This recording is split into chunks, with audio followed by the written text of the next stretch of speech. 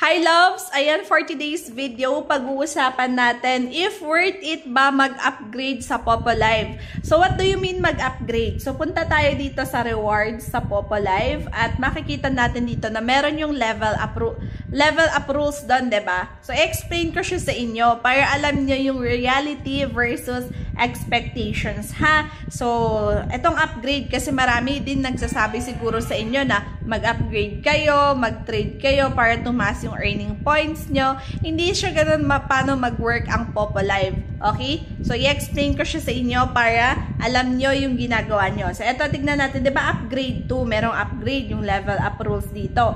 So, ito yung rules ni Popo. Kung gusto natin mag-upgrade, tumaas yung earning points natin, yung solo live natin per day, diba? So, kailangan natin dito, kung gusto natin tumaas ng 3,000 points, yung per day natin sa solo live, kailangan natin maka-reach ng 150,000 na points within 7 days.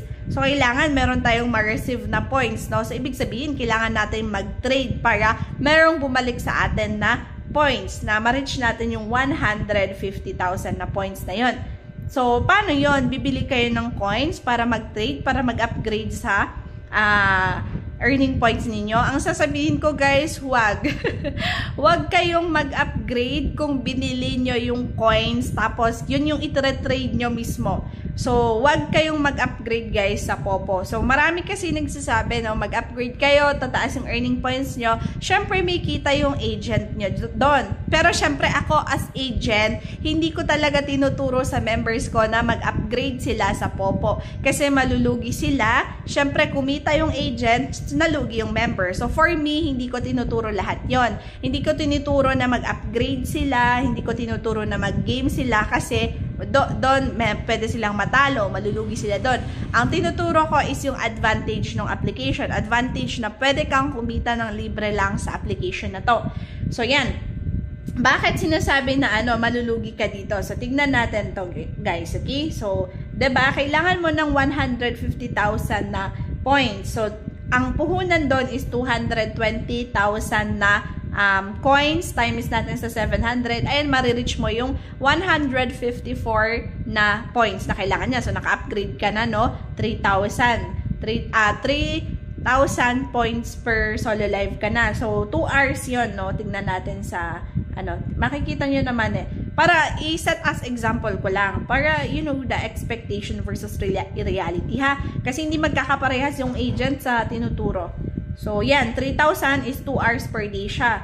So, solve natin kung worth it ba mag-upgrade. So, 2 hours, no? So, 6,000 na yon. O, time is 7 days mo, 42,000 plus yung 154 na nakuha mo. Ayan. So, negative ka pa, 'di ba? So, 220 yung nilabas mo na coins, negative ka pa kasi, ayan, 196 lang yung kaya niya na ibalik within 7 days.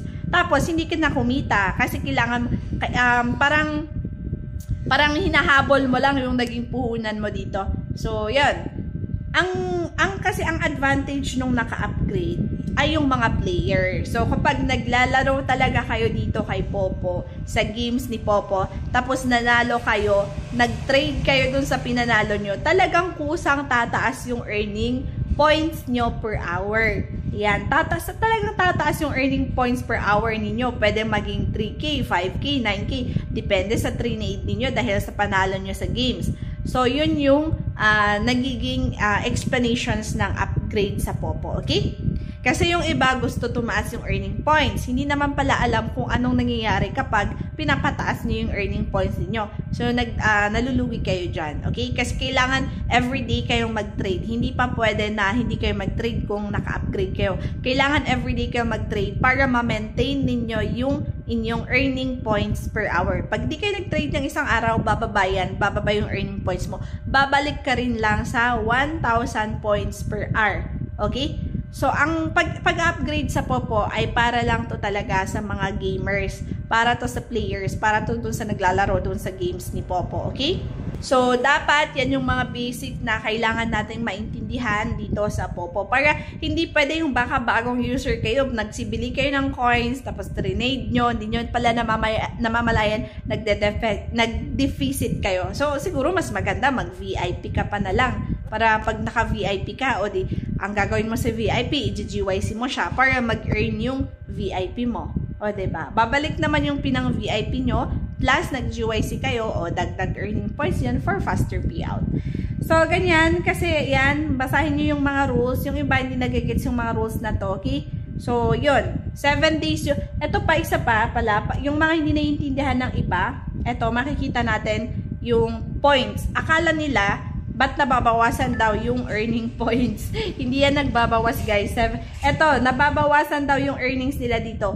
Ito is yung mga earnings ninyo na galing talaga sa gifts, yung binigay sa'yo mismo sa party live or yung trinade mo. Etong mga gifts na, points na to. Etong points na to, automatic na siya na pumasok dito sa points mo sa profile. Yan actually. Ang ito lang kasi is, ang pinapakita niya is yung mga galing sa gifts or trade mo, which is 7 days data. 7 days. Dito kayo magbe-base dun din sa mga upgrades nyo. So, kung naka-upgrade kayo, naka-reach kayo ng 150 points pala, 150 points, dito siya magpapakita. So, makikita mo na naka-upgrade ka. Okay? Pero again, kailangan may maintenance yung pag-upgrade. So, hindi ko siya talaga recommended sa inyo pag bago kayo kay Popo. Tapos, hindi kayo player. Pag player kayo, tapos nanalo kayo ng mga maraming coins, 500,000 coins, ayan, diretso ka na agad siguro sa 5K na earning points per hour pag ganun yung nangyari. Okay?